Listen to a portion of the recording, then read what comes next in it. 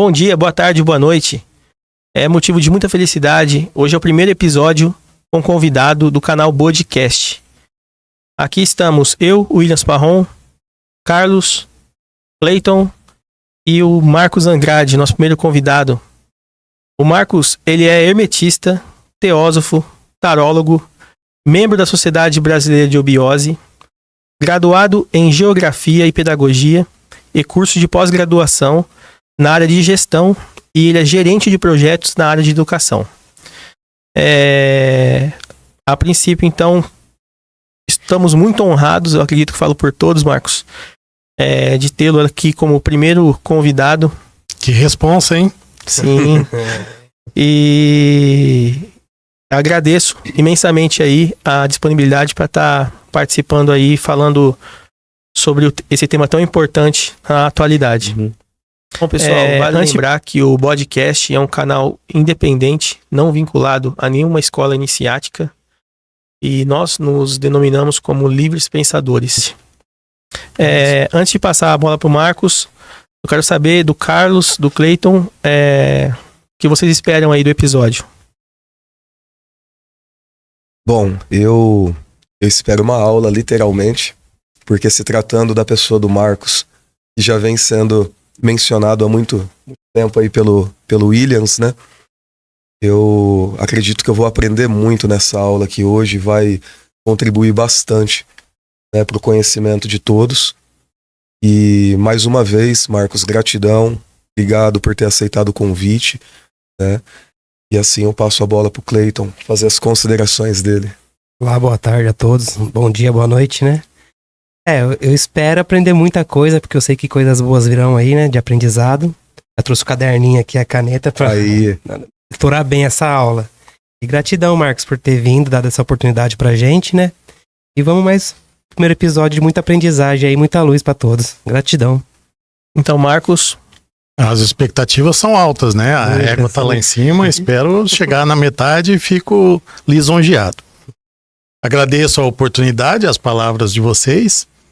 Penso que qualquer oportunidade da gente tentar esclarecer nesse conhecimento da vida, né? Antes de ser espiritualidade, é a vida. Acho que é uma chance que tem que ser explorada.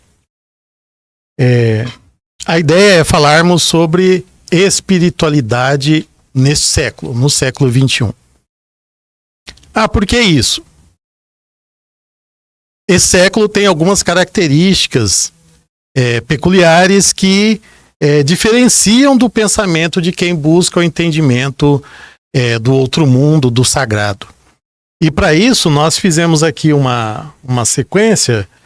Falar de espiritualidade no século XXI é tentar esclarecer ou trazer ao pensamento, trazer à mesa alguns conceitos e algumas características, alguns itens que são considerados, que estão sendo discutidos nesse tempo, principalmente nessa época de mundo virtual.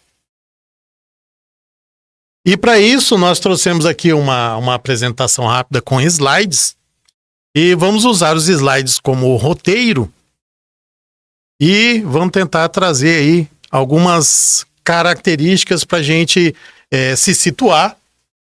Entendi que a ideia do canal é discutir a espiritualidade em geral. Então há um pensamento de que estou trazendo aqui uma linha de raciocínio, considerando vários elementos, e aquilo que a gente vai apresentar aqui hoje pode servir como linha fundamental. Tudo que será dito aqui é discutido, é estudado, é ensinado em qualquer das linhas da espiritualidade, em qualquer religião, seita, organização, ordem iniciática, ou mesmo aquele estudante isolado que sozinho quer estudar e aprender. Para isso vamos fazer aqui uma sequência até didática, né? Precisamos trazer aqui alguns conceitos, algumas definições. Que espiritualidade estamos falando? De uma forma generalizada, né? Vamos pegar aí o que diz o dicionário. Viver num contexto no qual a vida não é somente a matéria. Não é somente Trabalhar, pagar boleto, reproduzir, ter prazer, menos dor. E o corpo físico. Existe algo além. Muito mais coisas além. Qualquer uma das linhas que pensam, que atuam, estudam, pensando dessa forma, estão falando de espiritualidade.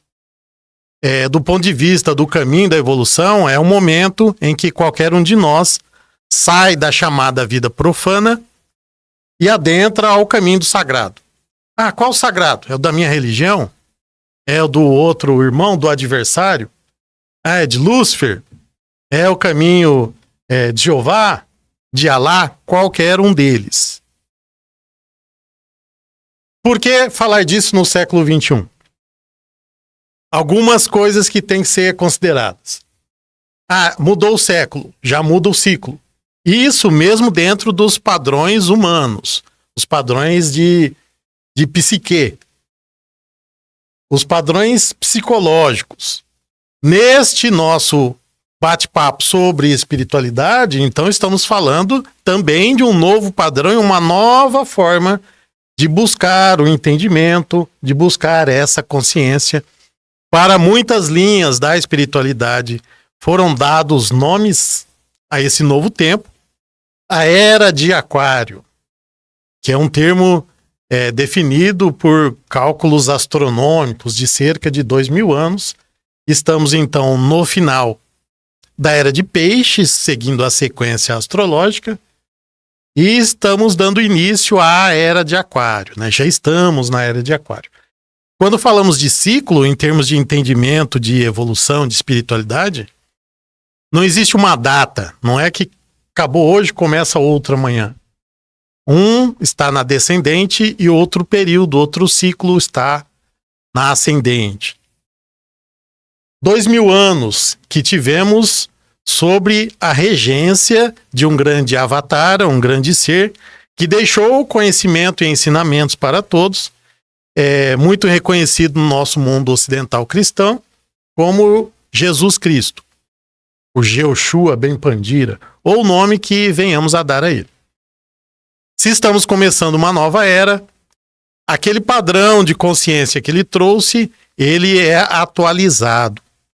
Daí, é por isso, muitas linhas falarem sobre a volta de Cristo, a vinda de um novo ser, do avatar, ou o nome que venhamos a dar para este ser.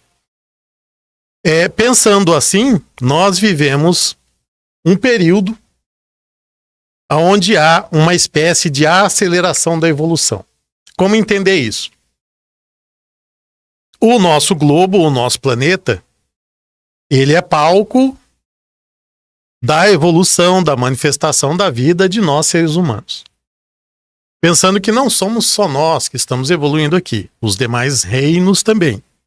Reino animal, vegetal, chamado de reino dos elementais, além da hierarquia dos anjos, em todas as suas subdivisões. Esta evolução presente neste globo, vamos entender no planeta Terra, ela precisa caminhar a passos mais largos.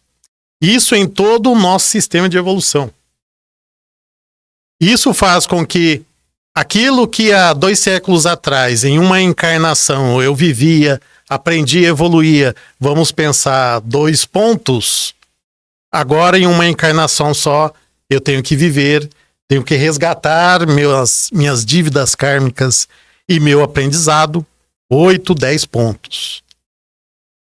E isso também a gente tem que identificar que há uma espécie de antecipação dos resgates kármicos. E um outro detalhe que está bastante presente no mundo da cultura pop é a mudança do padrão vibratório do gênero da consciência que está vibrando no planeta. Se durante milhares de anos a energia do Pai vibrava de modo mais presente, mais forte, nesse século XXI vamos entender que é a energia da Mãe, ou a energia do segundo Logos, do segundo trono. No mundo da cultura pop, isto se expressa em todas as histórias de heróis que a gente vê que o grande herói é um personagem feminino, não mais ou masculino. E existe uma energia por consequência disso tudo, vamos entender assim.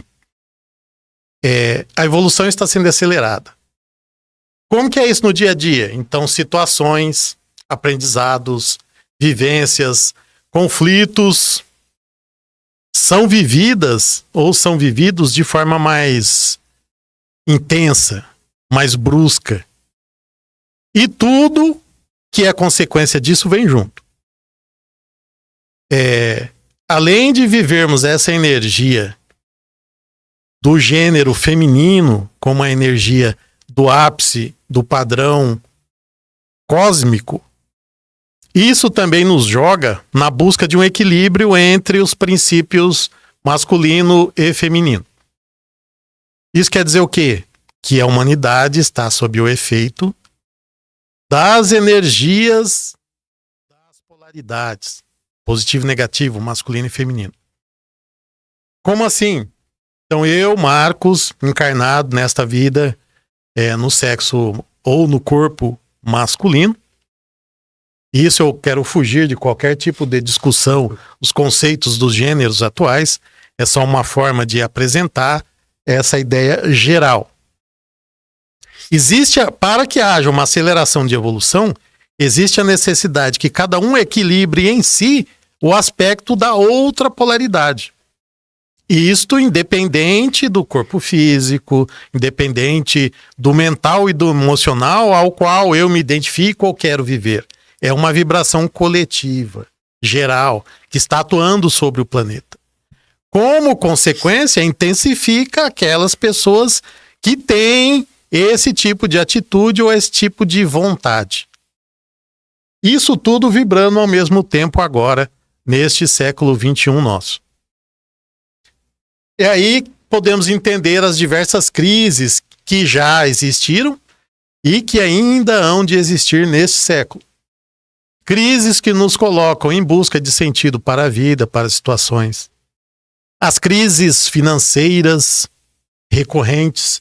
As crises financeiras nos colocam em um debate, em uma autoanálise sobre o que realmente do mundo material é essencial e tem valor. Claro que para que isso exista, há crises constantes em termos de política, de poder. E nós passamos aí nos últimos anos pela crise da consciência da morte.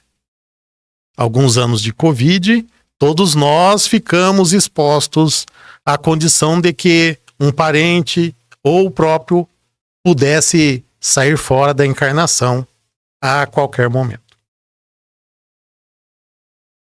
Peço aos companheiros aqui que podem me interromper para a gente falar mais sobre qualquer um dos detalhes que eu estou falando. Legal, tá ótimo. Tá excelente.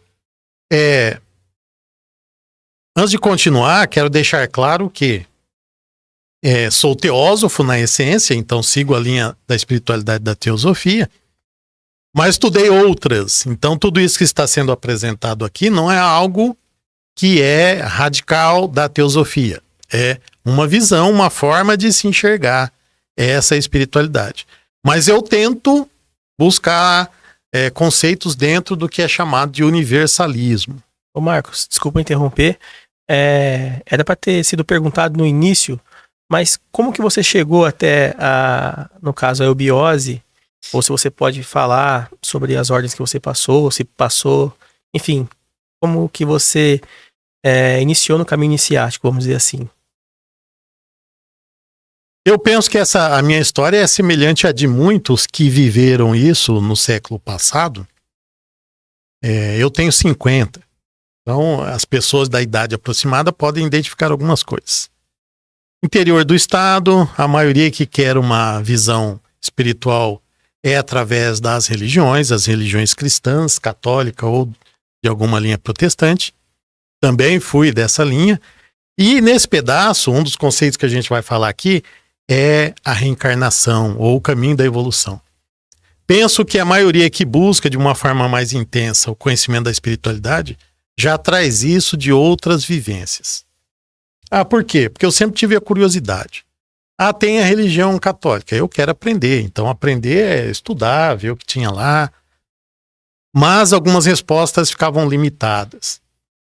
Eu poderia dizer que um marco na minha vida com 14, 15 anos, eu fazia o curso de formação de catequista para ser professor de catecismo. E me lembro bem de questionar o padre quem eram os gigantes que se misturaram com as filhas dos homens lá no Gênesis. Dúvida que acredito que deve ter permeado a mente de muito adolescente que leu aquilo lá. Ué, o que é isso aqui, pô? E eu e outro companheiro que também era inquiridor, chegamos no padre, num canto, no intervalo da aula, ó, padre, esse negócio aqui e tal. Ele nos chamou numa sala em separada. Esse padre, ele abriu a minha mente. Ele, entenda uma coisa. A Bíblia, principalmente o Antigo Testamento, tem que ser entendido de uma forma metafórica. Lembro até que a gente, até pela idade, o pouco vocabulário, fica, mas o que aquilo quer dizer? Não sabia nem o que era metafórica. Não, é de uma forma figurada, simbólica. Principalmente o Antigo Testamento. As coisas não são exatamente daquele jeito. Foi usada uma forma de linguagem para que qualquer nível de cultura e conhecimento do povo pudesse entender. E é assim até hoje. Sim. Aquilo explodiu a mente. Mas como que é isso? Eu, padre, não posso falar isso lá na missa. Estou falando aqui, inclusive na turma, para vocês que chegaram nisso. Esse padre abriu a minha mente. A partir de então, eu busquei o conhecimento em outras áreas. Aí, eu fui ler, né? Não tinha muito frequentar cursos, ou igual hoje no mundo virtual, que você faz curso de qualquer coisa. Então, eu li de tudo. Seixinoye, Testemunho de Jeová, budismo. Fiz curso por correspondência de protestantes. Até que surgiu a oportunidade de frequentar a ordem iniciática da Sociedade Brasileira de Eubiose, da qual faço parte até hoje, mas sempre busquei conhecimento em outras áreas. Bacana. E acho que eu juntei tudo isso que redunda no que a gente está tentando apresentar hoje. Então essas mesmas pessoas que estão nessa busca pela verdade coincide com o período em que surgiu o mundo virtual. E o mundo virtual criou possibilidades de transmissão do conhecimento nas mais diversas formas, e também aquelas pessoas que se aproveitaram da chance do canal de comunicação para fazer até comércio. E então surgiram, nesse tempo de informação muito rápida, aquilo que é chamado de neoesotérico. Quem são esses? É o grupo de pessoas que confunde, mistura e tenta criar algo que possa ser apresentável até em termos de marketing, de vendas. Mas essa busca também causou uma explosão do que é chamado de holístico, ou das formas de se entender, de se trabalhar o reequilíbrio e a cura, né, que são as diversas terapias que existem aí no momento. A busca pela verdade no mundo virtual nos coloca num processo de acesso à informação muito rápido, muito instantâneo. Me lembro que os primeiros livros esotéricos que eu li eram da biblioteca pública.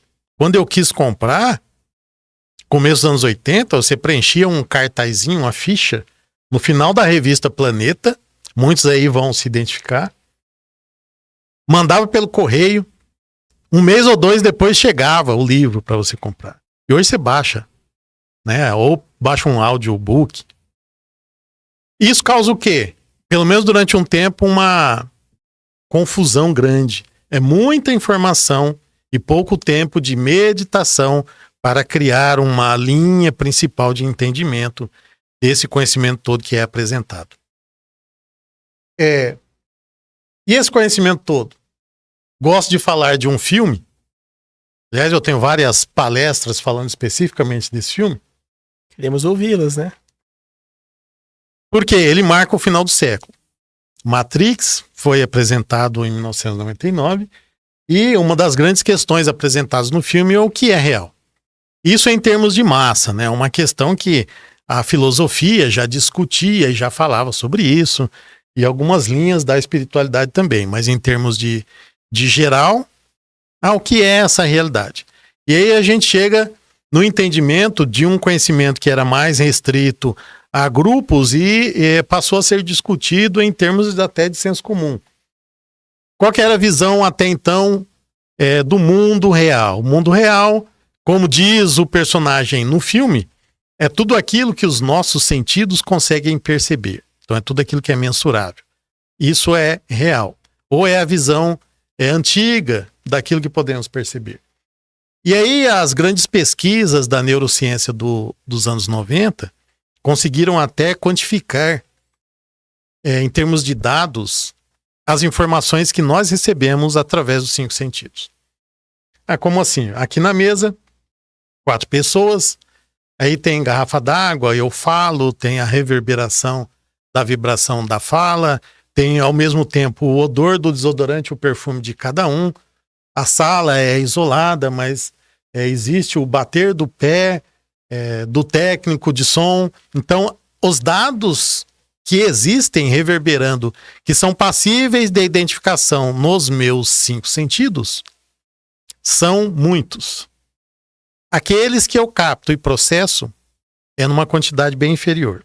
Para termos uma ideia, foi apresentada uma conta que, mesmo que não seja exata do ponto de vista científico, serve de base. 400 bilhões de bits por segundo de dados são captados pelos 5 sentidos. Nós processamos cerca de 2.000. Quer dizer o quê? Que mesmo que a gente pegue só o universo material, a nossa consciência é muito pouca dentro desse universo. Isso sem considerar que cada pessoa tem uma forma de captar isso diferenciada. Eu uso óculos. Aqui na mesa tem outro parceiro que usa óculos também. Quer dizer, nós já temos o sentido da visão prejudicado, preciso de acessório. Mesmo assim, captando tudo que é possível captar, biologicamente, mulheres têm mais, ou tem uma diferença de células de cones e bastonetes no fundo do olho, captam mais cores do que outros. Quer dizer, aquilo que eu estou vendo pode ser diferente daquilo que alguém que está do meu lado está vendo. Isso, em termos de mundo, nessa quantidade de possibilidades de processamento de dados que nos são apresentados, já coloca em choque o universo material. Então, o que é real? Mesmo dentro dos padrões de ciência, é diferente para mim e para o outro. E a maioria dos humanos estão distantes de uma realidade mais profunda. Então, dentro da ciência, houve ainda a revolução do mundo quântico, né? E somado a isso, as ondas de possibilidades de captação deste universo dentro ainda dos padrões da física, dentro dos padrões do mundo material. Eu indico a quem gosta ou tem interesse no conhecimento da espiritualidade, comprem um livro chamado O Caibalion. Não baixa não, compre, papel. É baratinho, né? Até por isso, ele deve custar uns R$20, né? Por aí na Amazon. Uns R$20, ele tem 100 e poucas páginas. E assim, não é um livro que se a 100 e pouco, um final de semana eu leio. Não faça isso. Uma grande filósofa, teósofa, a Blavatsky, ela diz que a cada 10 minutos de leitura deve ter 50 de meditação sobre o tema. Esse é um livro que você pega um capítulo, lê, anota, grifa e pensa. Dias depois você pega outro.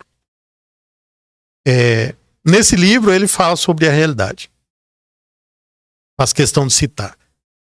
Quer seja sob o ponto de vista material ou energético, o universo em seu aspecto exterior é mutável e transitório. Logo, não é real. A gente chega no filme e na fala de muitos, esse nosso mundo material é ilusório. Diante de tudo isso que a gente acabou de expor, cada pessoa, dentro das suas limitações dos sentidos, capta uma pequena parte disso que é o universo material. Por isso que ele é ilusório. Porém, sob os mesmos pontos de vista, somos obrigados a agir e viver, tendo em conta que essas coisas mutáveis e transitórias são reais e substanciais. Vocês estão nos vendo, nos ouvindo. Eu estou usando uma camisa, estamos aqui numa mesa que é preta, que é o de madeira fórmica. Quer dizer, tudo isso aqui, para o nosso padrão de consciência material encarnado, ele existe. Então temos consciência que é ilusório, mas para essa nossa consciência, nesse instante de tempo e espaço da existência, é uma realidade que temos que considerar. Dito isso, eu quero apresentar alguns elementos, alguns tópicos que vão estar presentes em qualquer estudo da espiritualidade, para que sirva de fundamento ou base ou passo inicial para discutirmos diante desse cenário que foi apresentado até agora.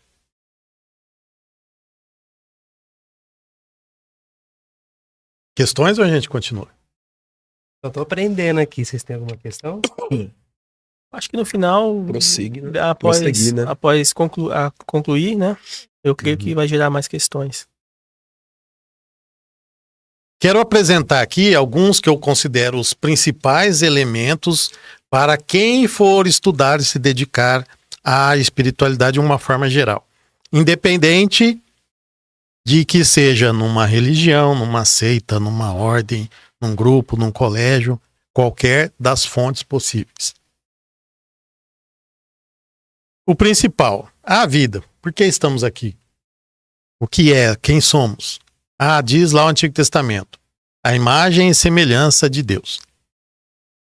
O hermetismo vai dizer que nós somos uma partícula da divindade, que num determinado tempo a divindade resolveu tirar de si uma parte e individualizar, isolar essa partícula para que cada partícula dessa se interagisse, se integrasse com as outras iguais a ela e vivessem experiências em dimensões diferentes. Esta é a experiência da vida. Somos nós, homens, são os animais, os vegetais, os anjos e as demais hierarquias aqui neste globo.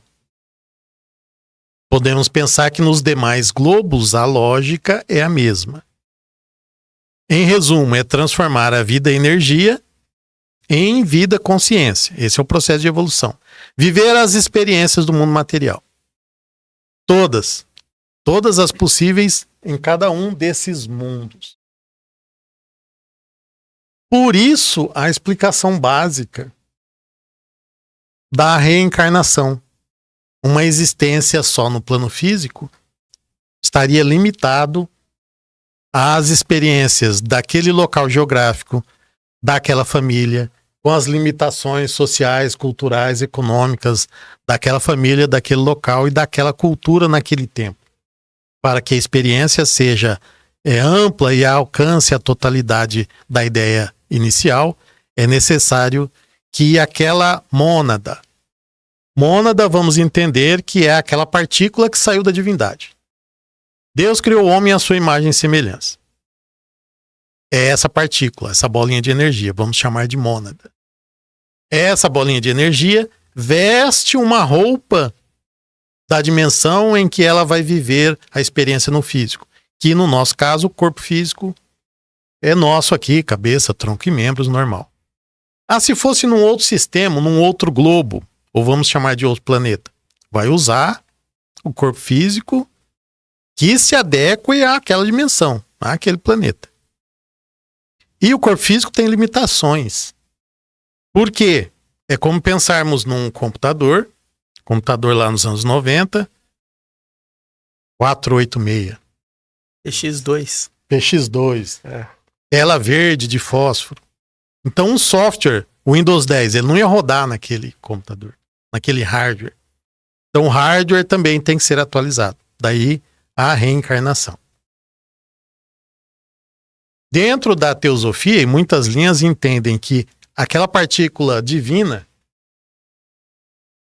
ela se veste de roupagens conforme o plano, a dimensão. Num total de 7, estão chamados 7 corpos. O mais denso, ou o corpo físico, esse que a gente toca e vê, mas também somos compostos de outras partes, de emocional, a parte mental dividida em 2 partes, a mente, que é esta do cérebro físico encarnado, chamado mental inferior, e a mente, que é energia. A mente, que é a energia, junto com os corpos mais sutis, chamado de búdico e Atman, é a essência da partícula divina, ou o espírito. Enquanto a parte do mental inferior e o emocional seria a alma. E o corpo físico. Por que entender isso? Porque nós somos isso ao mesmo tempo, aqui e agora.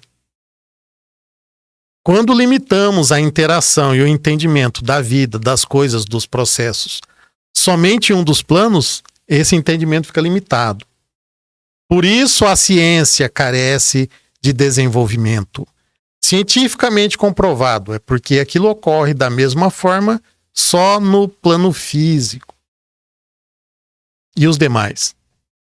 Ô Marcos, dentro dessa perspectiva, tendo em vista que a ciência ela é extremamente materialista, né?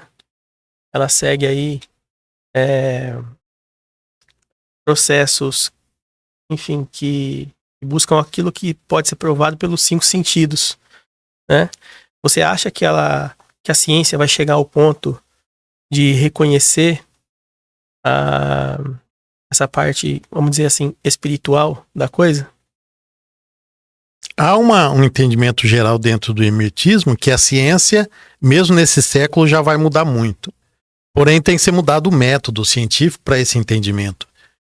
O método científico hoje, que pensa em hipóteses, em repetições, que seguem o mesmo procedimento e chega aos mesmos resultados, quando a gente considera o plano astral, o mental dividido em 2 e todas as hierarquias que trabalham em conjunto, as variantes são muito grandes para pensar que num processo de repetição se chega a um resultado igual. Então a ciência tem que se adaptar a isso. Eu vou dar um exemplo. Chegou uma pessoa, estamos em 4 na mesa, chegou uma pessoa e ela tem uma deficiência lá de saúde. Vamos colocar aí no estômago, gastrite. Então, cada um de nós conhecemos uma técnica holística de cura. Vai cada um agir com aquela pessoa dentro da sua técnica. Mas cientificamente não dá para fazer a medição. Vamos usar a mesma técnica. Nós 4 aqui vamos fazer uma emissão de energia magnética com a imposição das mãos. Pode ser o jurê, o passe espírita, o reiki. Vamos pôr a mão. Eu aprendi. Lá no reiki, por exemplo, a energia cósmica passa por mim, sou um canal e chega na pessoa. A pessoa está com gastrite. Eu também estudei que ela tem gastrite, isso é no estômago, sistema digestivo, chakra umbilical. Então cada um de nós vai fazer o mesmo processo, fazer o mesmo decreto, a oração, a reza, colocar o mesmo símbolo. O procedimento padrão é igual. O resultado teria que ser igual dentro do processo científico hoje. Porém, eu tenho os 7 corpos que eu estou falando. Se nenhum deles eu estou comprometido, o meu corpo emocional hoje está abalado, então a carga vibratória de energia que passa por mim vai ser menor do que a do companheiro, que ele vai estar em equilíbrio. Como medir isso? Do ponto de vista científico, essas variantes que são dificultosas. Sim. E tem que ter uma mudança para poder chegar no padrão aceito cientificamente hoje. Quebra de paradigmas aí. Tem que quebrar. O último slide dessa apresentação, a gente expõe esse universo tudo ao mesmo tempo. Eu acho que vai ajudar a gente. Legal. Continuando aqui nos 7 corpos. Temos que considerar a existência do karma.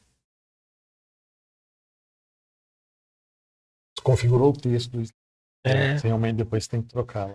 Sim. Eu te passo. Não, tem que instalar o Office original aí para. Também. Precisamos falar de karma. Mas então, fulano tomou um capote lá porque quebrou a perna, estava no karma dele. Essa é uma visão, em termos de senso comum, até vulgar do entendimento do karma. Vamos tentar aqui de uma forma rápida. É um tema para, penso eu, diversas reuniões só para isso. Com certeza. Vou tentar colocar aqui de uma forma assim bem rápida. Se vivemos várias encarnações, aquela partícula individualizada da divindade, a mônada, que ocupou um corpo físico, está numa determinada encarnação seguindo o processo de existência. Viver no mundo material com tudo que vem junto. Com o livre-arbítrio, que foi quando a divindade isolou a condição de que não tivessem um acesso às outras mônadas. Isso também criou a possibilidade de, na interação, uma ajudar ou dificultar ou atrapalhar o desenvolvimento da outra mônada. Toda e qualquer ação do ponto de vista físico, mental e emocional que eu causo e vai criar uma dificuldade no caminho de desenvolvimento do Williams, por exemplo, aquilo gerou uma necessidade de reequilíbrio do caminho da evolução. Não é quiprocó, olho por olho. Seria interferência no livre-arbítrio alheio. No caminho da evolução alheia. Certo. Alheio do irmão, da família, de um país, de um reino. E isso tem que ser reequilibrado. Não necessariamente que numa encarnação, eu quebrei a perna do Williams quando ele ia servir ao exército romano. Ele não serviu. Então ele não viajou lá para a Grécia e não viu o que tinha que ver, que estava no caminho dele. Ele não tem que quebrar a minha perna. Eu tenho que, de alguma forma, promover ou ajudar na mesma intensidade da importância que tinha aquele fato para a evolução dele naquela época, naquela vivência, naquela condição cultural e de consciência dele. Buscar o equilíbrio, né? É o reequilíbrio. Do ponto de vista prático, é extremamente difícil ter uma noção exata. É um morde e assopra, né? Faz ali, né? Você tem que consertar com os mesmos padrões. No mesmo nível. No mesmo nível, né? Não na mesma ação, né? Não na mesma ação. Não ser reativo, né? Aprendendo. Essa é uma grande dificuldade de entendimento. É o meu karma sofrer isso. Não necessariamente. E outro detalhe em relação ao karma, que a gente entende, por isso a necessidade de considerarmos todos os elementos. Uma ação minha, supondo ainda na mesma história que eu quebrei a perna dele quando ele ia servir o exército romano. Então uma ação minha hoje, de tentar ajudá-lo no caminho da evolução dele, ela não é isolada. Então aqueles seres da hierarquia que ajudam na evolução do Williams e minha, vão criar condições para que eu faça uma ação que eu ajude, mas que durante essa ação eu aprenda algo, eu evolua e ele também. Nada é por acaso, né? E se possível, as pessoas ao redor vejam o exemplo e também aprendam. Sim. Então é todo um rolê num processo kármico. Algoritmo complexo. E quando a gente joga isso nesse século XXI, que tudo está sendo acelerado, vejam que resultante que não tem que ser. Sim. São situações as mais diversas, mais conflituosas. Um termo que é bastante presente hoje em dia é falar de campo. Um monte de teorias e técnicas de cura falar, esse é o campo, vamos usar o campo. Que campo? O campo morfogenético. Termo já usado pelo Einstein dentro da ciência no século passado. Mas, independente de qual linha que esteja usando, na literatura da Umbanda Sagrada, do Rubens Saraceni, tem isso. Nessa terapia agora recente, chamada de constelação familiar, se fala muito do campo. Como entender esse campo? É a ligação que há entre as diversas pessoas que têm algo em comum. Aqui nesta sala existe, é lógico, óbvio, um campo energético que vai até o nível mental, porque estamos falando de conhecimento e de ligação de conhecimento com um plano superior. Mas existe um campo que faz um elo, um fio de ligação entre o Williams e a esposa e os filhos. Esse campo, quanto mais forte, mais intenso, mais rápido o fluxo de dados. Que você está falando? Eu estou dizendo que tem uma criança na escola, caiu, bateu o nariz. Pelo elo de ligação dela com a mãe tá lá na cabeleireira, ela teve algum tipo de sentimento. Aconteceu alguma coisa. O que foi? Ah, não sei, caiu lá o secador, alguma coisa. Isso é o campo energético da mãe recepcionando o abalo que ocorreu com a pessoa do outro lado. E ela tenta identificar dentro daquilo que ela consegue. Isso ocorre o tempo todo, a todo instante, dentro dos campos que são formados. Estamos a todo tempo dentro de um campo de energia de ligações familiar, profissional, kármico, da minha linha da espiritualidade, do meu time de futebol, do meu partido político e assim por diante. Dentro desse universo, saindo um pouco do plano físico, existem aqueles seres que estão próximos a mim e interagem comigo a todo o tempo. Um exemplo, o anjo da guarda. Ou outros nomes que são dados segundo determinadas linhas. E independente daquilo que eu conheço como sendo o anjo da guarda. Então, o anjo da guarda é da Umbanda, que eu acendo a vela de 7 dias, acabou, coloco outra. É o anjo da guarda daquela oração que eu aprendi na Igreja Católica, que é a mesma que falam no kardecismo. Ou o anjo da guarda que o Paulo Coelho falou nos livros dele. É um ser que está no outro plano, ou seja, não está encarnado. E uma das missões dele é proteger. Proteger quem? A mim. Então eu tenho um anjo da guarda. Ele está no outro plano. Sempre que é possível, ele tenta me interagir comigo no sentido de me passar uns bizu, umas dicas, para que eu não faça algo errado. Pode falar a palavra aqui? Não? Pode. Eu pensei a mesma coisa. Pois é, então vocês pensaram, captaram a palavra que eu pensei. Então eu tô indo... O campo tá em sincronia aqui, hein? Estou indo ali jogar bola com os amigos, aí não deu certo futebol, vamos aproveitar a saidinha, vamos no bar tal, que vai acontecer tal coisa. Ali existe um risco grande de eu cometer um ato que pode causar problemas no relacionamento, problemas legais ou de qualquer ordem. Alguma coisa acontece no trajeto. Fechou o sinal, murchou o carro do pneu, algum aviso. Aquele anjo tentou, não vai lá não, que ali pode dar confusão. Ele avisa, ele tenta te proteger daquela possibilidade de conflito, de confusão. Porém, como dito aqui, a mônada é uma partícula individualizada da divindade que traz em si a vontade, o livre-arbítrio. E o respeito ao livre-arbítrio existe em todos os níveis. Então, o anjo da guarda, ele guarda. Ele não te obriga, né? Ele te avisa. Eu quero, ele sai fora. Livre-arbítrio tem a consequência também, né? Furou o pneu mesmo. Exatamente. Sai mais barato, né? Sai mais barato. Detalhe para um bom entendimento. O anjo da guarda, ele está lá para nos proteger, não para nos ensinar. Ele necessariamente é alguém do mesmo nível de evolução que nós que estamos encarnados. Então, numa determinada encarnação, eu posso ser o anjo da guarda do parceiro. Por quê? Alguma coisa eu devo no caminho de evolução dele, pode ser karma, ou eu posso, só por acompanhá-lo, indiretamente aprender pelas experiências dele.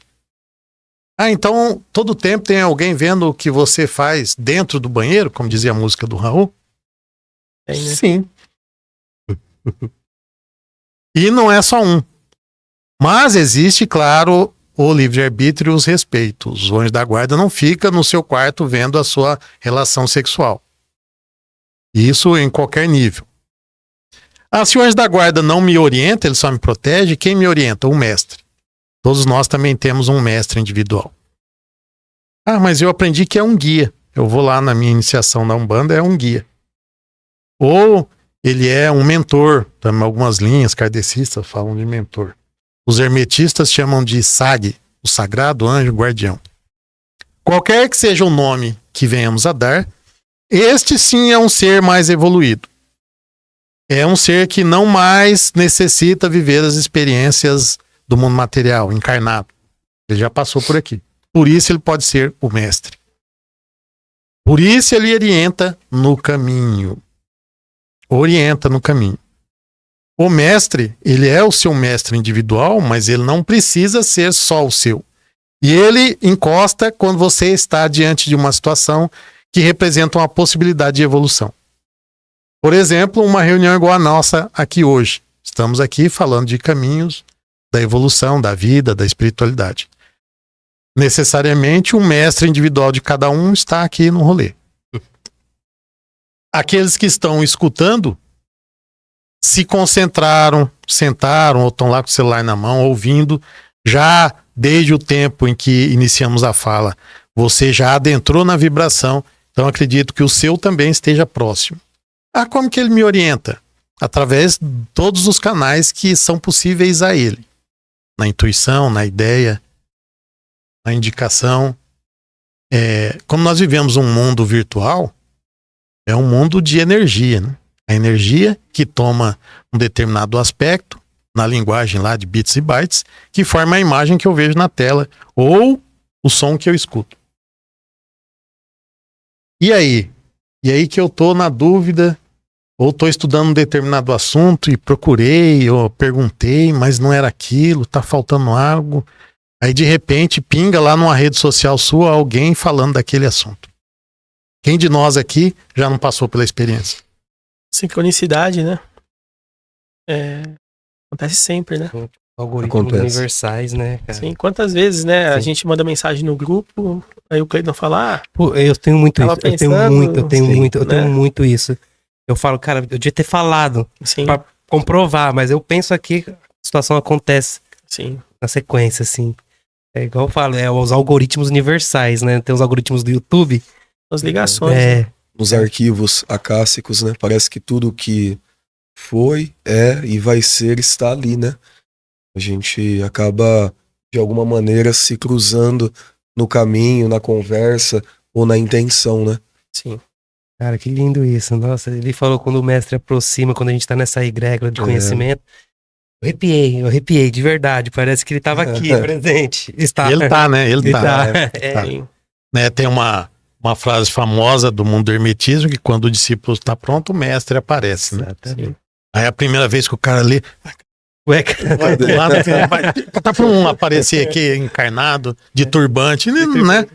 É uma visão material, né? Limitada ao mundo material. Ele só aparece se tiver encarnado aqui. E esses arquétipos, assim, ele se forma através das vibrações do beats, cada um que tem uma frequência consegue ter uma visão meio que diferente, né? Porque cada um tá numa vibração diferente também, né?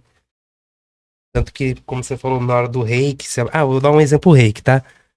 A mesma técnica, só que pessoas diferentes que vão aplicar. Então, cada pessoa vai fazer aquilo acontecer de um determinado resultado, né? Dependendo, assim. De uma forma geral, encaixando essa sua fala, vamos entender aí o mestre. Então, o meu mestre e o teu mestre.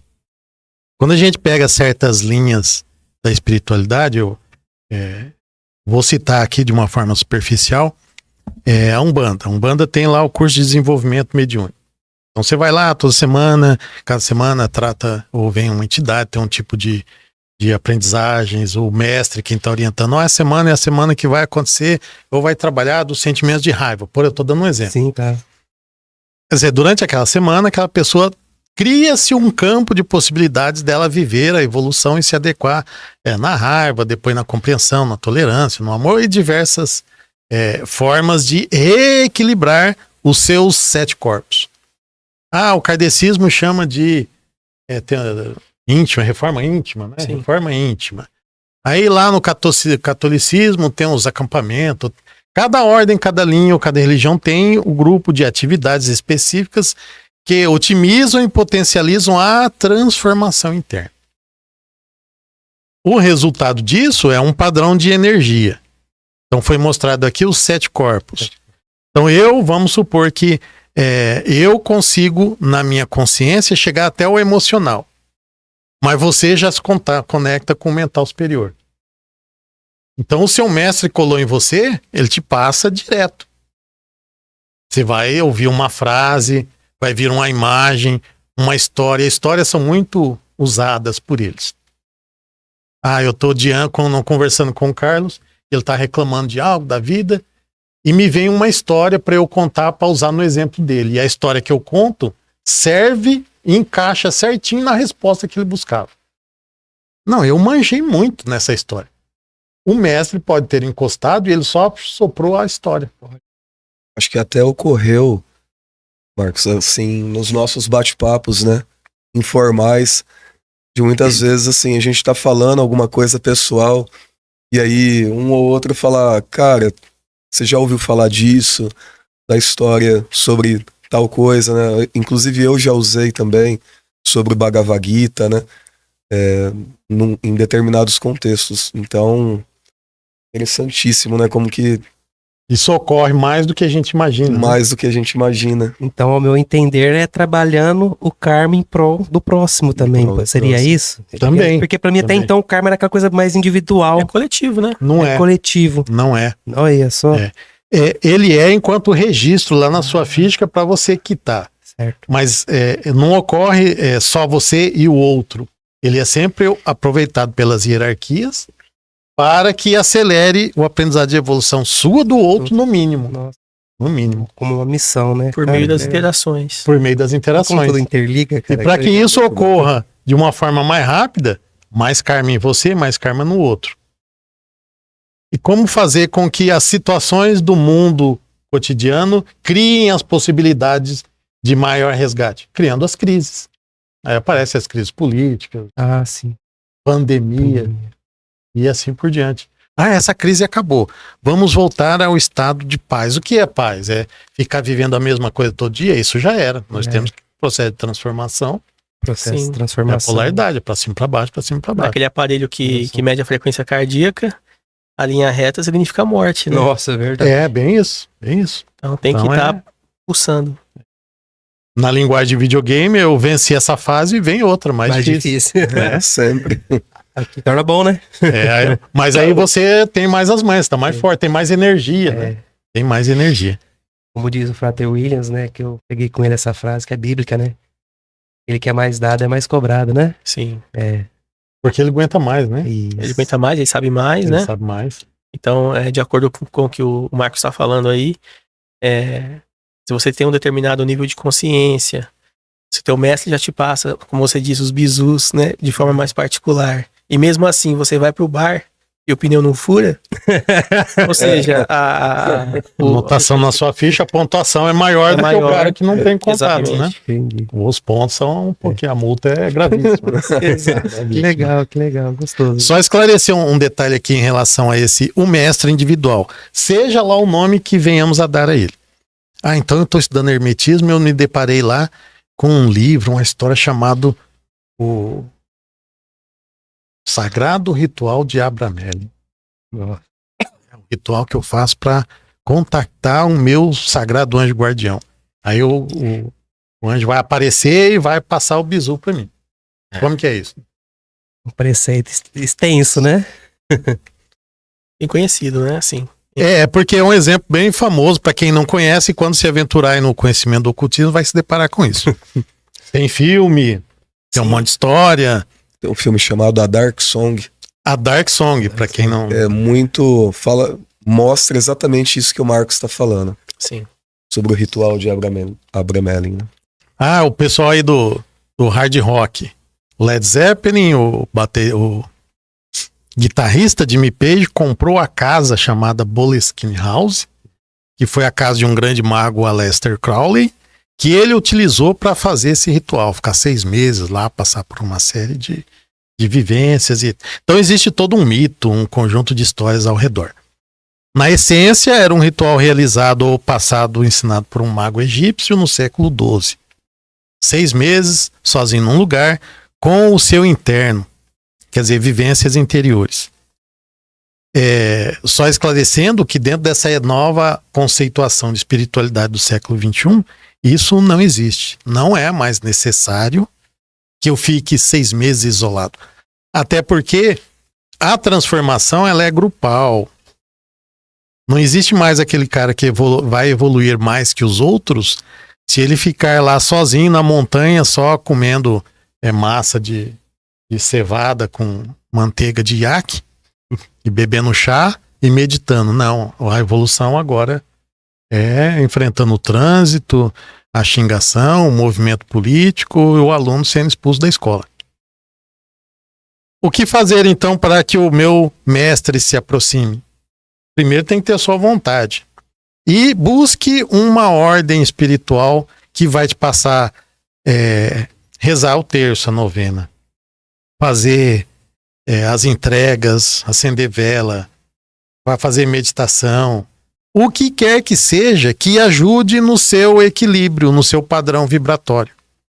Mentalmente, você faça aquilo que você considera ideal, indicado para você ouvir os seus sentimentos, o seu mental interno. Isso ajuda a aproximação do mestre.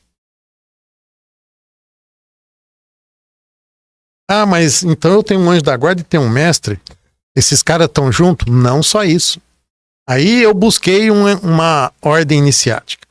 Eu fui lá no terreiro de Umbanda. Eu fui no Centro Espírita.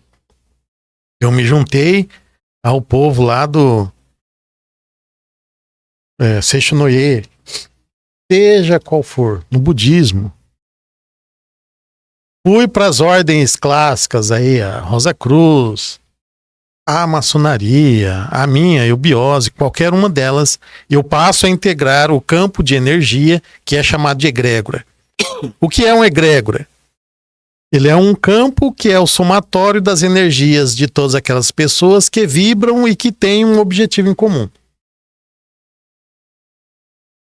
Ah, então a Igreja Católica tem um egrégora? Sim, óbvio. Dos maiores, ou foi por muitos séculos um dos maiores. Exemplos clássicos de egrégora, até no mundo mundano. A torcida do Corinthians.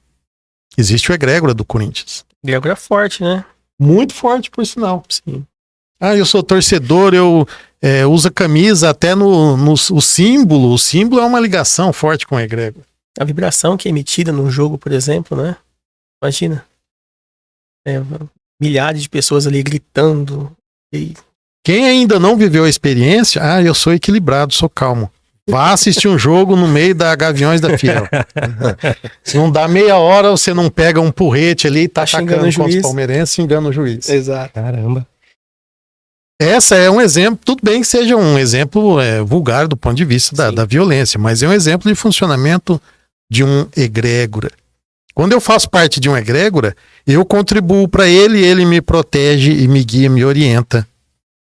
Inclusive do ponto de vista da evolução. Isso quer dizer o quê? Que quando você está em uma egrégora, também existem aquelas consciências que trabalham pela egrégora nos outros planos. Então existe um mestre do egrégora que se aproxima daquele momento. Estou em grupo lá na minha ordem e a gente chega lá, faz uma mentalização, um decreto, emite um mantra. Aquele momento você se conectou imediatamente com a egrégora. E nos planos mental, emocional, algum representante do egrégora está ali reforçando o mental de todos presentes. Por isso que eu estou estudando um assunto sozinho. Eu tenho um entendimento X. Se estivermos discutindo esse assunto em grupo, eu posso ter um entendimento 5X. Com a mesma lógica, o mesmo texto, o mesmo vocabulário, em cima da mesma base mental minha. Porque ali está a energia do egrégora. Exemplos, para quem quiser olhar no slide, a ordem chamada Rosa Cruz, o egrégora deles tem um formato de uma pirâmide. A ordem chamada Eubiose, o egrégora é um círculo com azul índico, uma esfera azul índica. E assim por diante. Para quem for buscar estudos da mitologia, os deuses antigos faziam ou expressavam a manifestação física deles, era o egrégora se manifestando. Como assim? Então, vários súditos iam no templo de Atena e levavam uma questão para ser discutida. E a estátua de Atena falava ou apontava o dedo. Então tem um espírito que entrava.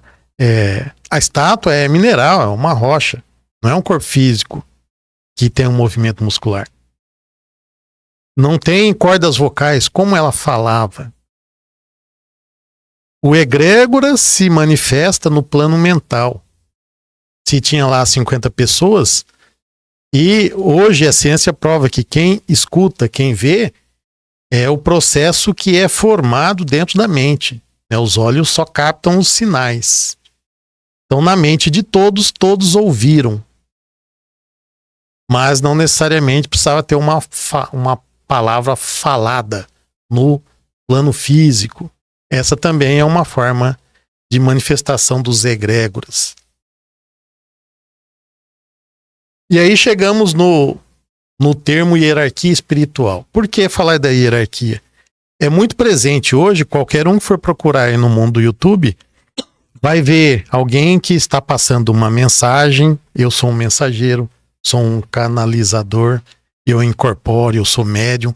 Tem um monte de nomes e muita gente que diz ter contato mental, astral, com seres que não são encarnados.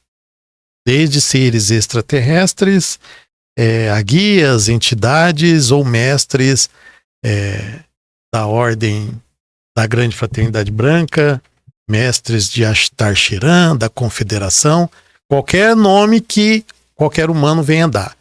Só é uma prova de que esses seres de outros planos, que em qualquer nível que eles estejam, eles querem ajudar no caminho da evolução. E eles aproximaram, intensificaram o contato com os humanos encarnados.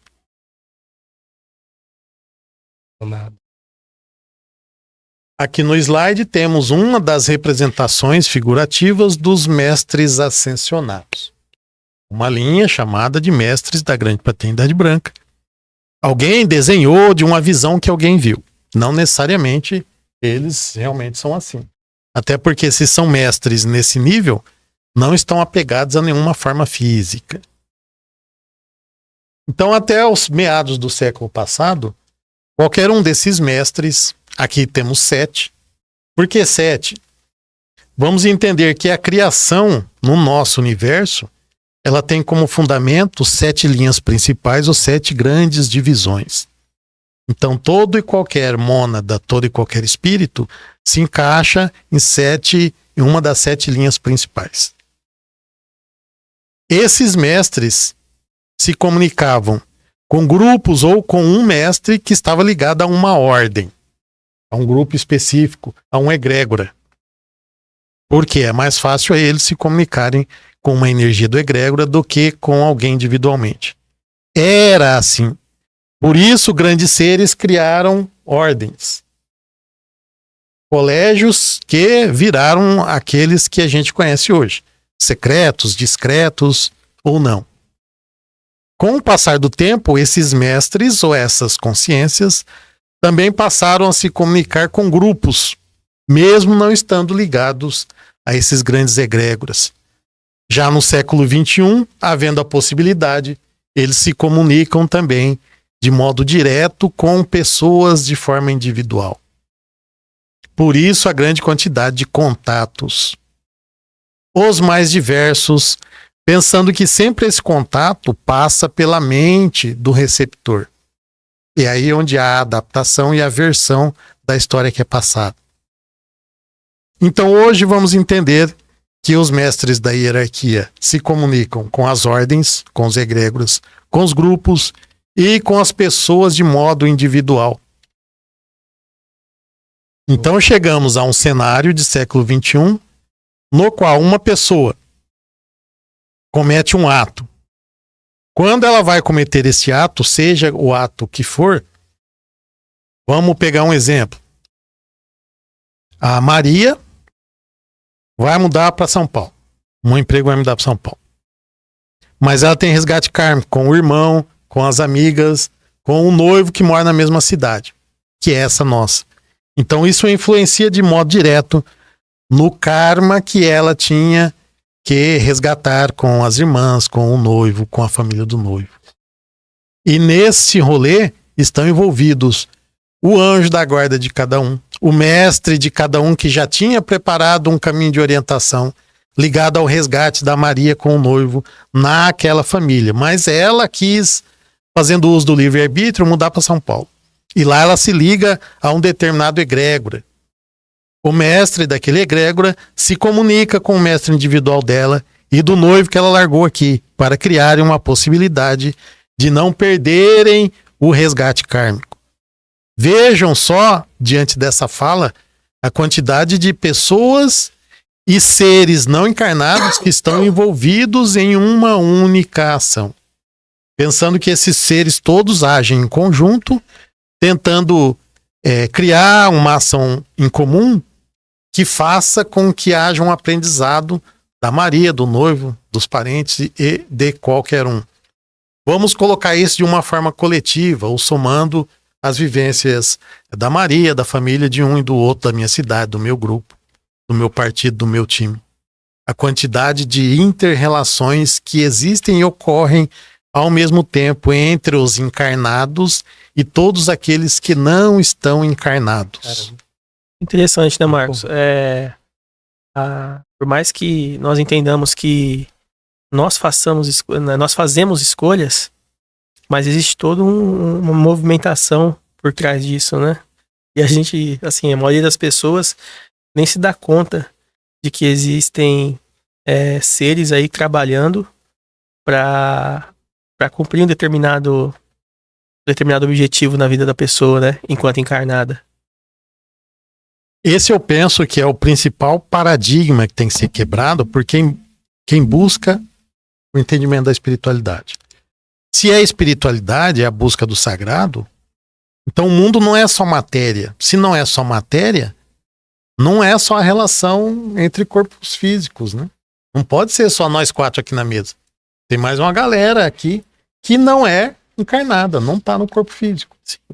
Está se comunicando dentro do padrão que nós encarnados conseguimos conectar, mas de uma forma vibratória estão influenciando em todo esse movimento e toda a discussão nossa. Sim. E isso vai ocorrer na briga de família, na torcida do Corinthians, na esquina, na minha tentativa de impor a mão para energizar o irmão que está com problema físico, e em tudo.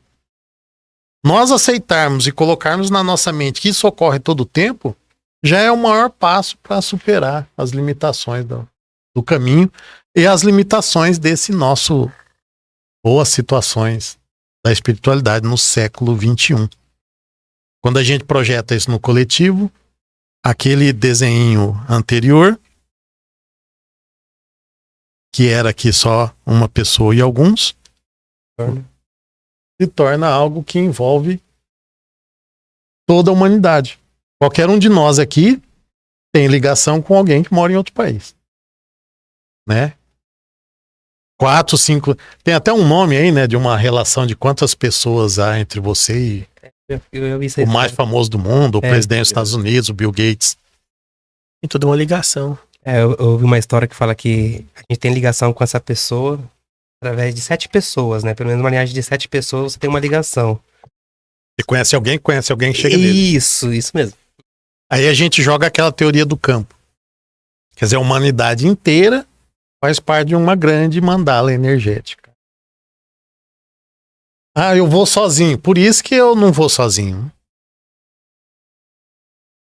Quanto mais rápido eu aceitar isso, mais fácil fica a busca do meu equilíbrio e o trabalho de evolução e iluminação minha e dos demais.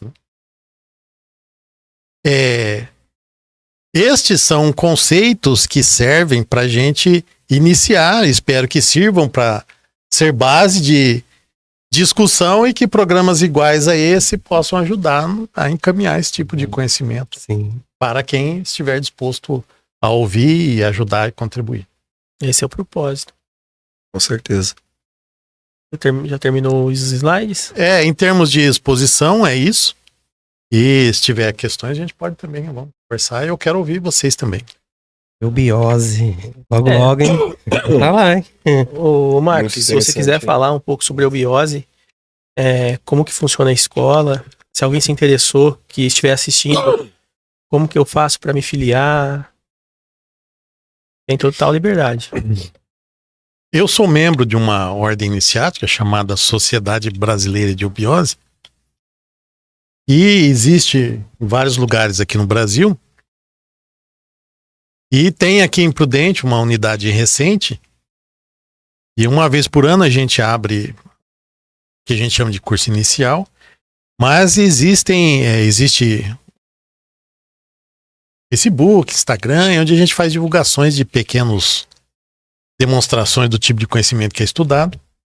É uma ordem perante as mais famosas, pequena em termos de representação. Mas a exemplo dessa nossa, existem muitas que também são sérias e de uma forma mais ou menos profunda trabalham também esse conhecimento iniciático. Não quero ficar só puxando a sardinha, porque penso que não é mais isso. Inclusive, a ideia desse século XXI é que nós vamos terminar o século com alguma coisa nova, que não está ligado a nenhuma das religiões ou ordens existentes. Para ser algo novo, tem que se desfazer o antigo, né? E somar as experiências todas. Mas, por enquanto, qualquer ordem séria que dê uma base para que você crie a sua linha principal, eu acho que ajuda. O importante, se você tentar sozinho, é muito mais difícil. Muito. Sem dúvida. Sem dúvida. Ter alguém assim com mais experiência, com mais bagagem, com mais vivência, até para nortear, né? Você pelo menos não tropeça nas pedras que ele tropeçou, né? E, bom, assim, ao vivo aqui, você é uma pessoa que eu considero dessa forma. Tem uma bagagem aí enorme, uma experiência, conhecimento, e me espelho bastante. Por isso que um dos motivos, né? Até comentei com os meninos aqui. Não, o Marcos tem que ser o primeiro lá, porque conhece muito do caminho iniciático aí, de ocultismo, né? Eu acho importante o conhecimento e, assim, individualmente, me ajuda a ter um entendimento. Hoje eu diria que eu me deparo com qualquer ordem ou linha espiritual, eu consigo encontrar elementos que são em comum.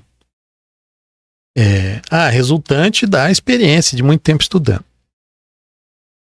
Mas o principal disso é quando você se depara com um conhecimento que é igual aquele conceito daquela ordem, ou daquela escola e daquela outra, e todas elas estão falando de algo que é interno. Estão falando de uma transformação, de uma necessidade sua de superar aquilo. Esse é o foco principal, aí pesa. É superar, tipo, a tolerância. Ter mais tolerância com o padrão de vida, com o desequilíbrio dos outros, relacionado com o seu próprio. É aceitar que você tem que integrar o seu lado sombra, o seu lado negativo. Isso é puxado, isso é pesado. Sim. E qualquer caminho da espiritualidade que você seguir, mas eu estudei os seus conceitos, eu li aquilo e aquilo outro. Você vai chegar no estágio em que você tem que se transformar. E aí o conhecimento isolado não ajuda. É só teórico, né? O início da prática, ele é realmente sofrido, né? Essa transformação de consciência, ela dói, né? Dói. E teoricamente eu reconheço, você manifesta esse tipo de atitude porque você guarda mágoa, birra, um trauma daquilo lá, e você não é mesmo. Só que você continua do mesmo jeito. Isso é o que todos temos que superar. Isso é difícil. O conhecimento ajuda, sim, você reconhece mais fácil, mais rápido. Se você não se transformar, você ajuda no entendimento do caminho da transformação do outro, não deixa de ser pontos positivos no sentido do karma, mas a essência da sua transformação tem que existir. Legal. Essa tem Marcos, você tem uma pergunta para perguntar isso já há um tempo, né? Aproveitando que nós estamos falando desse coletivo espiritual na evolução, pode haver algum choque de egrégora? Eu vou dar um exemplo por mim mesmo, por estar frequentando uma Umbanda, uma Ordem Rosa Cruz, uma Morgue, uma Tom, no caso. Assim, você acha que pode ter esse conflito através dos estudos, essa egrégora? Penso que essa pergunta sua fez parte do caminho de muita gente. O cara estudou um pouco, eu tô nesse egrégora, eu tô aqui, meu caminho é esse aqui. Ah, tem um amigo, um parente, vamos lá, tem um negócio, alguém entende bastante, vai essa palestra é filiando, legal. Né? Aquela ação, tem a prática, vou lá também. Aí você acaba ficando e faz a sua iniciação, que é a sua ligação com o egrégora, né, através do ritual específico de cada um. Aí depois de um tempo, mas também li que não pode ter 2 pés, canoa, todos esses ditados aí. Eu volto sempre na linha principal que foi apresentada hoje, os conceitos da espiritualidade. Nós falamos de egrégora, falamos da hierarquia. Vamos separar a hierarquia em 7 grandes grupos, porque são as 7 grandes energias de criação do universo. Os 7 Elohim, os 7 anjos diante do trono, 7 qualquer nome que se dê. Então, aceitemos que existem 7 grandes linhas de evolução ou de diferenciação em termos de sistema planetário, de universo. São 7 grandes linhas na evolução de todos os planetas do nosso sistema, de todas as hierarquias. Quando se projetam no mundo material, encarnado, planeta Terra, século XXI, existe o lance de cultura, o lance geográfico. Então, o Brasil tem muita influência cristã, diferente do sul da Índia, que tem uma influência hindu, brahmani. Então, lá cria-se uma ordem, uma cultura, um rito diferente do daqui. E eu me ligo no egrégora daqui e me ligo do egrégora de lá. Então está tendo conflito. Esse conflito ou essa diferenciação existe no plano individual, pessoal e mental daquele grupo, enquanto o grupo dá energia e força de que eu sou diferente do outro. É uma forma de entender isso. Vamos pegar um grande ser de evolução, o mestre Kutumi, alguns chamados de Kuthihun. Reconhecido na história como o mestre que orientou Madame Blavatsky. Alguns dizem que ele, encarnado, foi São Francisco de Assis. Então ele está ligado à hierarquia dos Brahmanes, está ligado à hierarquia dos Bodhisattvas e à hierarquia cristã católica por ter sido São Francisco de Assis. O pessoal aqui no 3D fica brigando, né? Fica. E será que tem essa possibilidade, existe essa possibilidade de, por exemplo, aquele determinado, vamos falar, espírito, aquela força, ela aparecer em outra, não vamos falar uma religião, mas com outro arquétipo? Por exemplo, aqui eu sou preto velho, lá eu sou um hinduísta, né, um espírito do hinduísta, assim. Essa mesma energia trabalhar em várias egrégoras, só que com um propósito... Tipo um sincretismo. Um sincretismo, mas entre O mentor ele, no kardecismo, por exemplo, né? mentor. Isso que eu estava dizendo do mestre Kutumi. Então, todos aqueles que são devotos de São Francisco de Assis estão, de alguma forma, dentro do campo vibracional dele. Entendi. Mas aqueles do mestre Kutumi, os teósofos, ou dos brahmanes lá no hindu, também estão.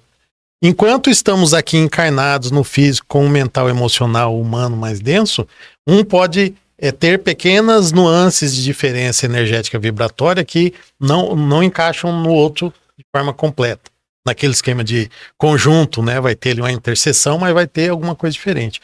Conforme vai subindo em termos de sutilidade de plano cósmico, essas diferenças vão diminuindo e o acesso à ligação a esse mestre vai ser mais rápido. Vamos colocar isso de forma prática. Então, se eu faço parte de 3 egrégoras e dentro da minha mente não existe essa limitação, eu também não crio limitações para a integração e a ligação com o plano superior. Né? Então estou fazendo certo. Então. É mais um paradigma que nós precisamos superar. Que, então, como disse o Williams, eu tô na Umbanda, aqui é Oxalá, mas se eu for lá carismático... o Jesus que Cristo. Aparece lá um ministro da igreja que fala também, quer dizer, incorpora, ou tem um contato com uma consciência. Não, aqui é Espírito Santo, não é a energia do orixá através da entidade. Muda-se os nomes, mas a entidade é a mesma. O choque, então, é mais consciencial, subjetivo. Subjetivo e humano, e da mente inferior humana. E tá aí pra explicar, né, a espiritualidade no século XXI, justamente, pra gente, né... Superar isso. É difícil, porque o meu grupo, eu tô aqui faz 10 anos, eu tenho um cargo, né? Eu ensino, eu ajudei a curar tantas mil pessoas. Aquilo lá... Né? Então essas coisas são humanas e são nossas, né? Sim, ainda sim. é minha e sua, a gente ainda Sim. tem isso. Os apegos, né? Por isso quando a gente pensa, vai vir um grande ser aí, um avatar, Jesus está voltando, ou qualquer nome que seja dado, esse ser como tarefa é quebrar esses paradigmas todos, né? Sim. Aí lógico deduzirmos que, não, então esse ser ele vai vir dentro da religião tal, vai ser apresentado, então não vai. Não, é onde mostra aquele influxo que você mostrou, né? Daquela distribuição, Né? aquela mandala, né? Sim, eu confesso que eu passei por essa visão que o Cleiton disse, né? Sobre a questão de choque de egrégoras. Então eu tive instruções na minha vida, né, na minha caminhada ocultista, e um ou outro instrutor falava, olha, escolhe aí o seu caminho, né? Não queira abraçar tudo, porque vai haver esse choque de egrégoras, né? É claro que humanamente falando, a gente também minar todo o nosso tempo do dia e se dedicar das 7 da manhã até as 18 da tarde, da noite, a isso não cabe, não né? Cabe. Não tem como, mas com uma compreensão de quebra de paradigma, como o Marcos falou, né?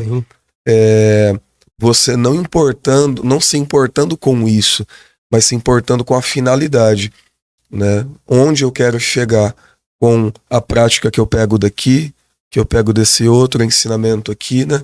Acho que essa quebra de paradigma é muito importante. Durante a minha vida, eu sempre fiquei com essa questão, questão de choque de egrégora mesmo, né?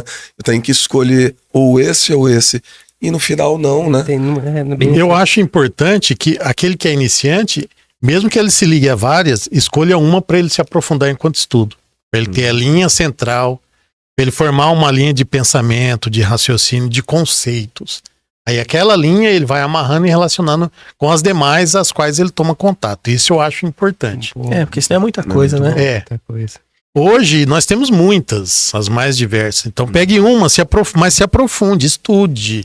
Né? Por exemplo, eu narrei aqui que lá com meus 14, 15 anos, minha primeira quebra de paradigma, quem deu foi um padre. 2 anos depois eu não ia mais à missa, mas ele ajudou naquela linha pelo menos um tempo. Fez um papel, né? Fez um papel. Então eu acho que tem que ter uma. Papel kármico. E coisa que ele explicou, que a maioria dos católicos não estudam a ponto de aprofundar e ter um entendimento daquilo.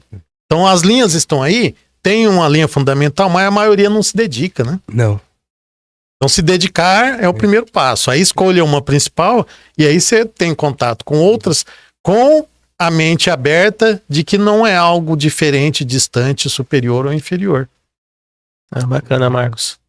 Mas é puxado, você chega, é pesado, você enfrenta um monte de situações. Sim. Dentro da sua própria ordem. Eu só fiz iniciação em uma, mas eu já assisti muita aula das demais, palestras, visito.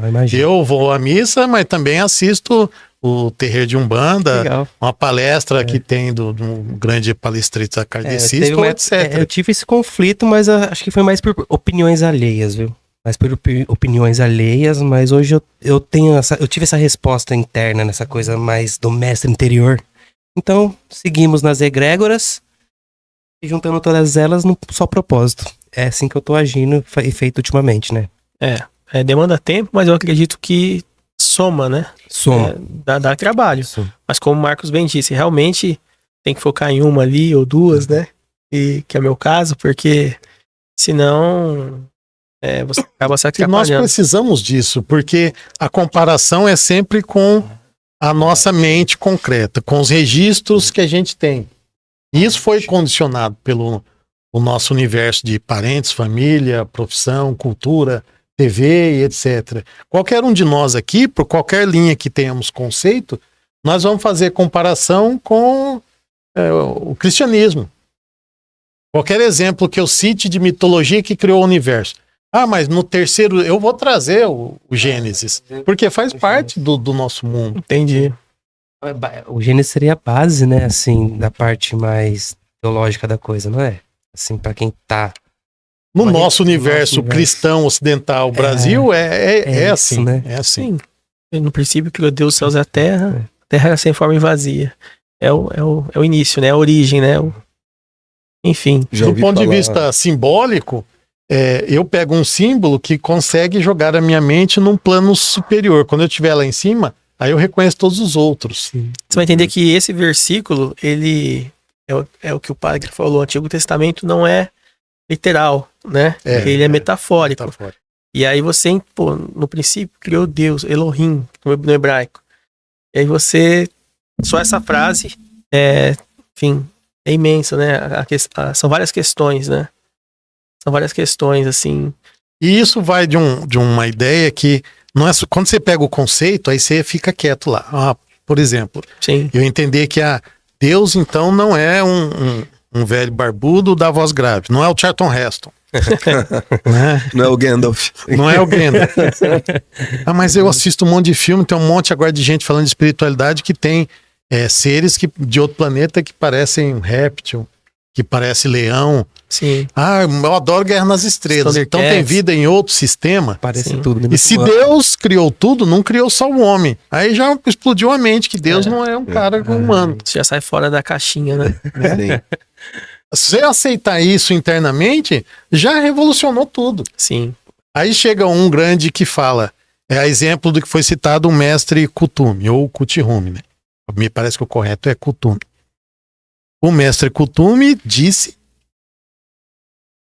que um belo dia ele se concentrou e projetou a consciência dele num plano cósmico superior, o máximo que ele conseguiu chegar, porque ele queria conhecer a essência de Deus. E quando a consciência dele chegou nesse estado, nesse nível que ele alcançou, estava vazio, bateu com o Gênesis, estava vazio, mas ele percebeu que tinha uma espécie de palpitação, feito um coração. Aquele movimento, sístole e diástole. Ele percebeu isso. E ele se concentrou e ele só viu isso. Durante o tempo que ele ficou lá. Quando ele voltou a consciência no plano, que é muito superior ao nosso, e ele ficou querendo saber mais e ele consultou outros grandes mestres. Um deles foi o Siddhartha Gautama Buda. Ô Siddhartha, eu projetei minha consciência, fui assim. O que você acha? Ele, você não vai ver mais do que isso. Ele se comunicou com a consciência que hoje ocupa o sol do nosso sistema. É isso. Para eles é isso. Sim. E se a divindade é além do nosso universo, não tem como a gente querer limitar e antropomorfizar Deus. Exato. Não temos capacidade cognitiva. Não né? temos. E é muito terrível, é muito difícil você aceitar isso. É assustador. Né? Chega a ser assustador. Eu já tive uma experiência espiritual sobre isso, né? Na ayahuasca. Meu Deus, você vai querer entender o que é Deus, né? Nesse processo que eu tive, eu sei que foi um mix assim, cara, que não tem como entender. A energia é muito intensa, isso porque foi uma fagulha de energia, né? Foi um processo muito louco. Sim, sim. Vamos deixar para Nosso- outro episódio. Deixa pra outro episódio. É outro episódio só pra Não, mas a experiência, mas é muito interessante. É uma conexão, né? Com certeza. O nosso receptáculo, ele não tá preparado para certas faixas vibratórias, né? Não suporta. Para Né? certas oitavas, né?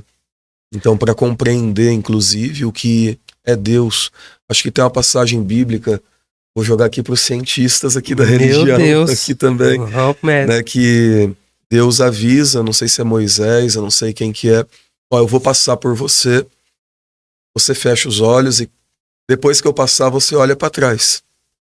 É Moisés, né? Moisés na mesmo, né? passagem da sarça ardente, né? Então é meio que isso, né? Nós não temos capacidade de conceber e a tentativa de deixar Deus um ser antropomórfico, né? Como que diria? Me ajuda aí, gente. É humano. Vai. Umas palavras difíceis, né? Nossa, difícil demais. Eu já tô com a voz legal, né?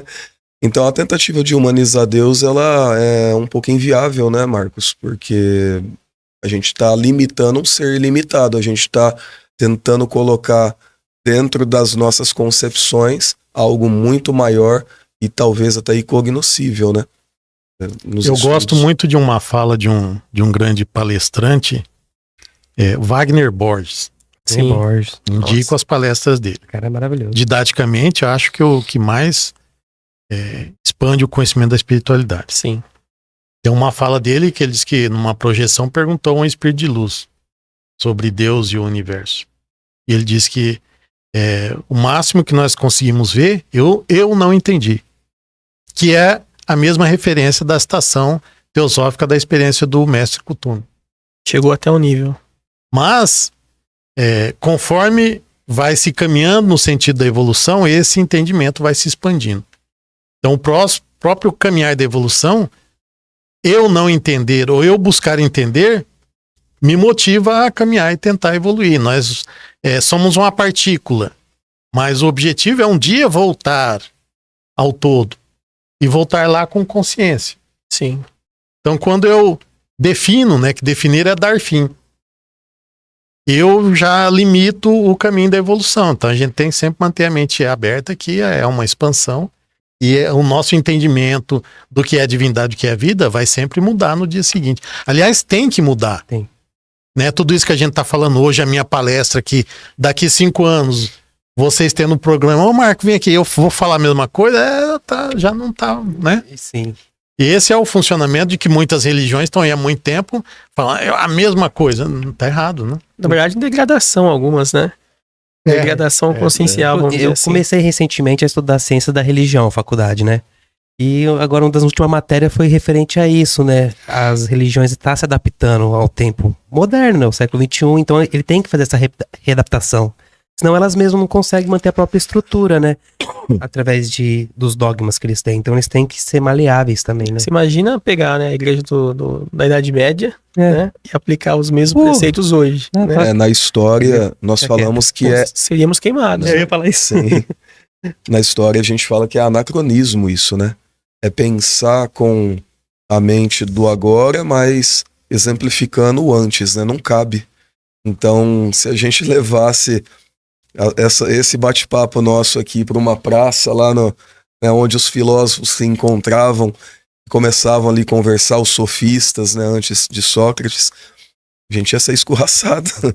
Né? Então é uma questão de tempo, né, de anacronismo mesmo. A gente, que nem o William estava falando a respeito de igreja e religião, as igrejas, elas se obrigam, elas têm que se modernizar e se encaixar na sociedade, porque senão não vai ter ninguém mais, né? Rapidinho, pessoal, ó, então nós chegamos no final. Infelizmente, chegamos no final. Faltou tempo, mas agora que começou, fica bom. Eu acredito que não faltaram oportunidades, né, Marcos? E, bom, novamente agradeço, em nome de todos, né, a tua presença, a tua disponibilidade de estar aqui, trazendo esse conhecimento magnífico. Acredito que todos que puderem assistir vão gostar e espero que se identifiquem. E vou passar a palavra final aí pro Cleiton e pro Carlos tá fazendo e posteriormente você, pra gente tá fechando o episódio. Oi. Pode falar. Antes de vocês falarem. O Marcos, tem a agradecer aí, viu, a aula que você deu hoje, apesar que ficaram muitas dúvidas, assim, não dúvidas, mas perguntas, né, pra acrescentar. Né? Foi, nossa, se pra me perguntar aqui, pode ir por umas 3 horinhas aí. Sim, que é fácil. Sem dúvida. Espero que você dê a oportunidade mais vezes pra gente tá chamando você aqui, né, até numa roda de amigos aí, bater um papo místico, esotérico, científico, religioso. Né? Nossa, eu fiquei muito feliz, gratidão mesmo. E tamo aí, gratidão. É isso aí. Bom, Marcos, eu agradeço muito a sua presença. Eu já esperava que fosse assim bem intensa a questão dos ensinamentos, né? De todas as instruções que você se propôs e depositou o seu tempo em elaborar de maneira altruística. A gente fica com muita gratidão mesmo pelo seu trabalho e esperamos mais vezes aí, mais encontros como esses aí, com certeza, né? A gente poder fazer um parte 1, parte 2 e aí vai, né? Porque é excelente. Eu entendo também que não cabe muitos assuntos, é até bom ressaltar que não cabe em 1 ou 2 horas, não é simples assim, digamos, né? E o Marcos conseguiu ainda assim sintetizar e trazer de uma forma, e creio que todo mundo vai ter um aproveitamento. Enfim, nota 1000, Marcos. Muito obrigado. Obrigado pela oportunidade. espero ter conseguido o objetivo, que era realmente fazer essa síntese. Penso eu que cada um desses tópicos dá espaço para grandes discussões. Para grandes buscas. Sem dúvida. E principalmente, eu acho que nós vivemos num tempo que precisamos relacionar com o mundo real. Então, cada um desses tópicos, dessas falas, eu acho que tem que ser relacionada sem medo de conceitos, de julgamentos e de exemplos. Eu sou iniciado numa ordem. Mas o conhecimento e o exemplo da outra também serve para a vida de cada um. Com certeza. Então, penso que iniciando esse espaço com essa ideia de fugir dos paradigmas e limitações, já é um grande. E para quem assistir e estiver ouvindo, tudo aquilo que foi exposto, essa linha principal de raciocínio, por favor, duvide. Duvide. É o start, né, Marcos? Duvide, mas vá em busca do entendimento. Não ficar só na dúvida, né? Para poder montar a sua própria linha de raciocínio e de busca pelo sagrado, né? Por essa espiritualidade do século XXI. Obrigado, e na medida das possibilidades, eu acho que a gente pode continuar esse papo aqui dessa forma. Sim, com Muito certeza, bom. vai ser uma honra. Muito Somos Obrigado. gratos. Obrigado, Marcos. Valeu, Bom. Marcos. Bom, chegamos ao final do episódio. Você que não tá inscrito, é de graça. É só se inscrever. Ative o sininho. Siga-nos também na rede social, no Instagram. Canal Podcast. E até o próximo episódio.